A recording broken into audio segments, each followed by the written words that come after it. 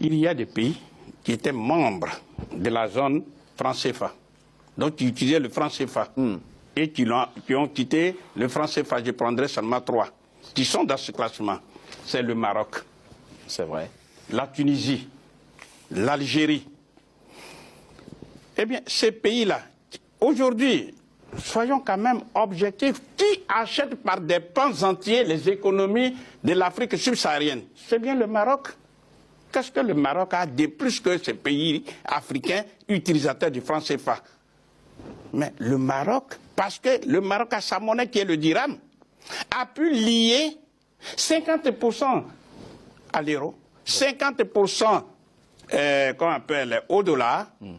Jamais, jamais, écoutez bien, je donne la réponse, jamais l'Europe ni les États-Unis n'interviennent dans la gestion du dirham. Et pourtant, le dirham est bien stable. Le dirham n'est pas tout ce que vous pouvez imaginer comme une monnaie volatile. Mais par rapport aux Congolais qui préfèrent utiliser ce que je suis en train de dire, si c'est Congolais, parce qu'il y a le problème de la gestion d'une monnaie. C'est ça, c'est ça. Parce que monsieur, comment il s'appelle? Calife, monsieur Calife. Il a dit de façon publique, il a lancé une injure à tous les Africains pour dire que les Africains sont dans l'incapacité, je dirais même congénitale, biologique, de gérer une monnaie. Alors là, vous m'insultez, monsieur. C'est ce qu'il a dit. Il dit que nous sommes incapables de gérer une monnaie. Je n'ai jamais dit ça. J'ai dit qu'il faut une bonne gouvernance pour gérer une monnaie. Moi, je vous ai écouté avec sérieux et il y a tout votre raisonnement depuis le début ici, vous emmerdez tout le monde. Voilà, vous embêtez tout le monde. Alors, voilà. Parce que vous dites un faux raisonnement tout le temps, il vous pose des questions concrètes et vous déviez la réponse. Donc, à chaque quand fois. on dit, à chaque fois qu'il vous pose une question, vous déviez. On va essayer. Le débat. Non, je ne suis pas venu pour pouvoir écouter ce genre de choses. Enfin, je les écoute. Mais je suis là dans le combat pour proposer aux Africains des solutions qui, je suis convaincu, si elles sont appliquées, l'Afrique va connaître un meilleur sort. Mais professeur, il y a un élément. Donc la gestion de la monnaie dont il parle. Justement. Mais à l'échelle planétaire, partout il y a des Africains qui sont bien formés, qu'ils soient en Europe, qu'ils soient aux États-Unis, en Australie, partout. Donc la gestion d'une monnaie n'est pas de la mer à boire. Ce n'est pas une chimère. Pardon? Ce n'est pas une chimère. Non. On a vu ici Pierre Bérogovoy, qu'on appelle un ajusteur, qu'on appelle même un mécanicien. Il a géré la monnaie française. Et celui qui a même géré ce qu'on appelle le franc fort, avant qu'il ne devienne par la suite président de la, premier ministre. Qu'est-ce que ça a à faire avec un autre débat? Je suis en train de dire que gérer une monnaie n'est pas au-dessus des moyens des Africains. Le problème des Africains... Il faut la bonne gouvernance. Et la question de la résistance aux chocs extérieurs, vous trouvez aussi que... Tous ces arguments qu'on vous fait boire, par-ci, par-là, comme s'il y avait eu une fatalité. J'insiste, jamais ces pays africains de la zone franc CFA ne pourront se développer avec la mendicité financière internationale. C'est très clair. On ne développe pas un pays avec la mendicité financière internationale.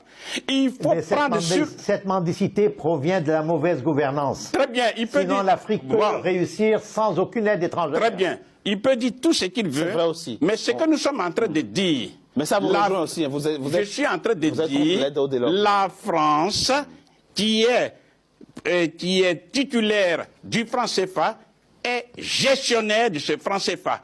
Elle est dans la gestion de ces 3 banques centrales. Il le sait, même s'il fait semblant. Merci, donc, ce que je suis en train de dire, puisque nos parents souffrent... Complètement faux. C'est complètement faux. Bon, il peut le dire. Ça, vous ne connaissez rien à l'économie monétaire. Très bien. Vous êtes nuls. Très bien. En dehors de ce vocabulaire ordurier. Écoutez. De la courtoisie. Non. Votre message. Il monopolise la parole. Il prend toute la parole.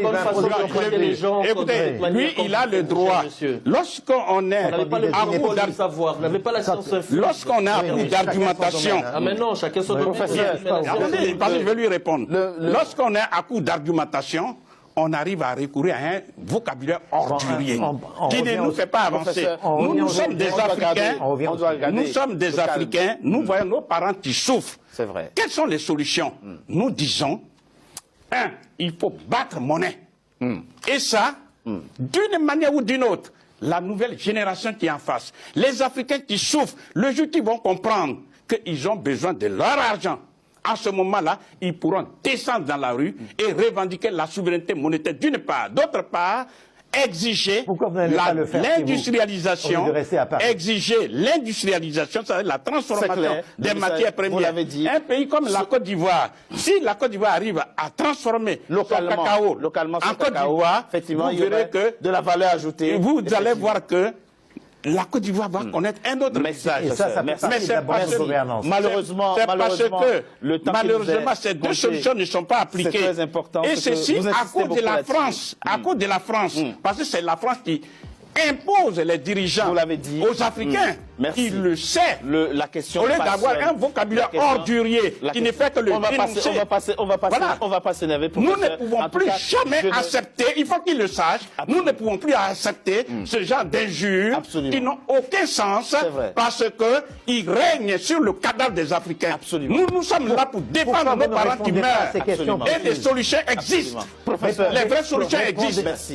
Industrialiser le pays, avoir la monnaie. À partir de notre monnaie, nous pouvons payer, nous pouvons donner la bonne gouvernance. Merci, merci à vous trois d'avoir participé à ce débat. La bonne gouvernance dont il parle, il le sait très bien en France, ce qui se passe ici comme des détournements. Il le sait. C'est hier, on était dans l'ignorance qu'il pouvait nous inciter. Aujourd'hui, nous sommes conscients de ce qui se passe. Le sujet est un sujet passionnant, le débat.